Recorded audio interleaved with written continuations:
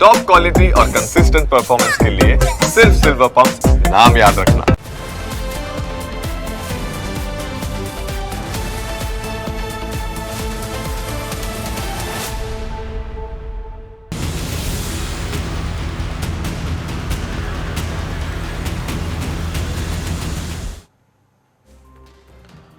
ભણતર જાણે ભવિષ્યનું ઘડતર, પણ જ્યાં સપનાઓનું ચણતર થવાનું હોય એ શાળાઓની અંદર જ્યારે ચોંકાવનારા કિસ્સાઓ બને ત્યારે ચિંતા ઊભી થાય છે।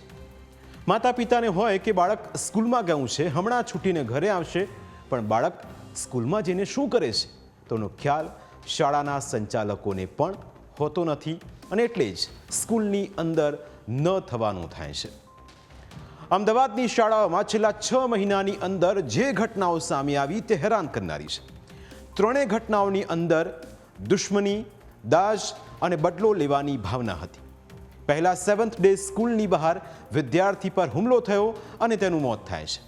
એ ઘટના હજુ તાજી હતી ત્યાં ઘાટલોડિયાની નેશનલ સ્કૂલ બહાર જૂની અદાવતમાં થયેલા ઝઘડામાં વિદ્યાર્થીએ કડું મારતા વિદ્યાર્થીને ઈજા પહોંચી।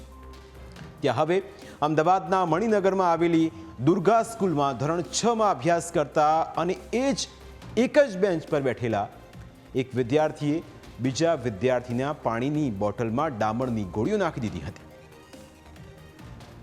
પણ 6ઠ્ઠા ધોરણમાં ભણતા વિદ્યાર્થીએ આવું કેમ કર્યું તે સમજવું જરૂરી છે, કારણ કે વાત અહીં પૂરી થતી નથી।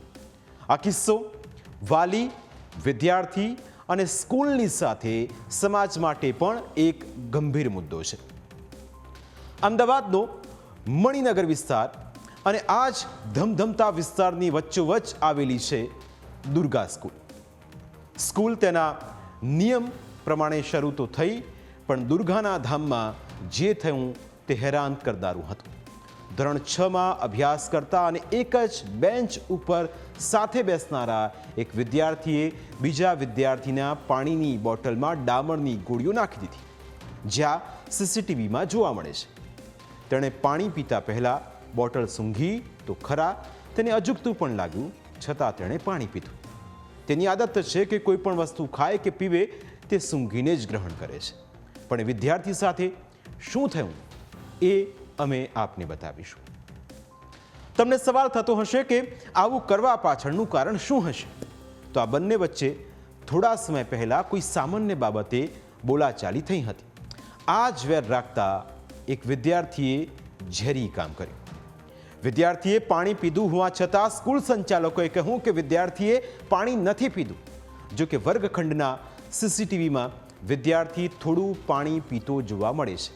સવાલ એ થયો કે પછી શાળાએ આ વાત છુપાવી કેમ?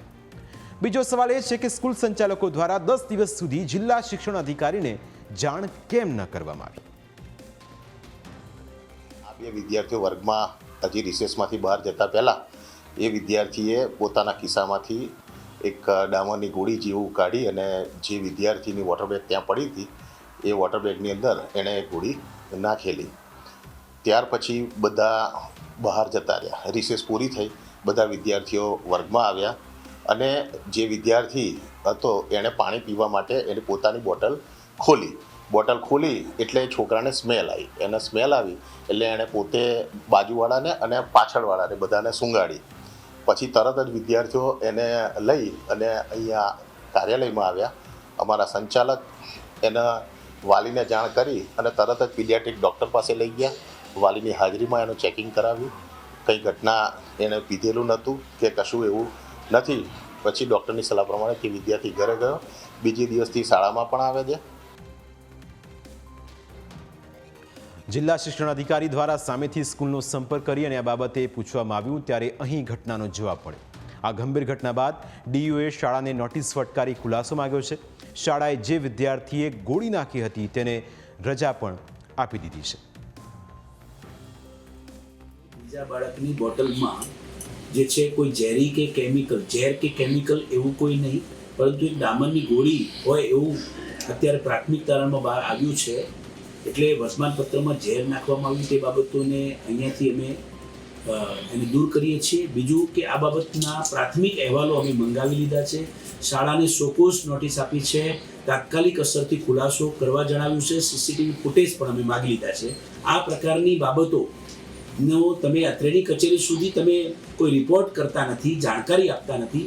તે બાબતોની ગંભીરતાને ધ્યાને લઈ, શાળાની ઉદાસીનતા જોઈ સદર શાળા દુર્ગા વિદ્યાલયને 10,000 રૂપિયા દંડ આરટી તહેત કરવાનો નિર્ણય પણ કર્યો છે. એવું માનવામાં આવી રહ્યું છે કે જે વિદ્યાર્થીએ ડામરની ગોળી લાવ્યો હતો તેના પિતાનો પતંગનો ધંધો છે અને ઘરેથી તે આ ગોળી લઈને આવ્યો હતો. પણ આ ગોળી કેમ ઘાતક છે તે સમજવું જરૂરી છે. અને આ ઘાતકતા સમજવા માટે અમે GAHAના સચિવ ડૉક્ટર ભૂપેન્દ્ર કાપડિયા સાથે વાત કરી. સાહેબે કહ્યું કે નાફ્થાલીનની ગોળી, જેને મોથ બોલ કહેવાય છે, નાફ્થાલીન એક ઝેરી રસાયણ છે. નાફ્થાલીન બાળકના શરીરમાં પ્રવેશે ત્યારે તે લોહીના લાલ કોષોને તોડી નાખે છે. પરિણામે લોહીની ભારે ઉણપ ઊભી થાય છે, જેના કારણે શરીરના મહત્વપૂર્ણ અંગો સુધી ઓક્સિજન પહોંચતું નથી. બાળકને ઉલટી, ચક્કર, અતિશય થાક, શ્વાસ લેવામાં તકલીફ, આંખો તથા ત્વચામાં પીડાશ જેવા લક્ષણો દેખાઈ શકે છે. ગંભીર સ્થિતિમાં ફિટ અથવા બેહોશી પણ થઈ હોય છે. આ ઉપરાંત લીવર અને કિડનીને નુકસાન થાય છે અને વધારે ગંભીર સ્થિતિ થાય તો મોત પણ થઈ શકે છે. કેટલાક બાળકોમાં જન્મજાત G6PD નામની એન્ઝાઇમની કમી હોય છે. આવા બાળકોમાં નાફ્થાલીનની ઝેરી અસર અત્યંત ઝડપી અને ઘાતક હોય છે. માત્ર ગળી લેવાથી જ નહીં, પરંતુ બંધ રૂમમાં નાફ્થાલીનની તીવ્ર વાસ લાંબા સમય સુધી શ્વાસમાં જવાથી પણ નાના બાળકોને ઝેરી અસર થઈ શકે છે. કેટલીક જરૂરી સૂચના: ઘરમાં નાફ્થાલીનનો ઉપયોગ શક્ય હોય ત્યાં સુધી ટાળો. બાળકોની પહોંચથી સંપૂર્ણપણે દૂર રાખો. ખુલ્લા કબાટ, બેગ કે કપડામાં ન મૂકો. બાળક નાફ્થાલીન ગળી ગયો હોવાની શંકા થાય તો ઉલટી કરાવવાનો પ્રયત્ન ન કરો. ઘરગથ્થુ ઉપચાર પણ ન કરો. તાત્કાલિક નજીકની હોસ્પિટલ અથવા બાળ રોગ નિષ્ણાંતનો સંપર્ક કરો.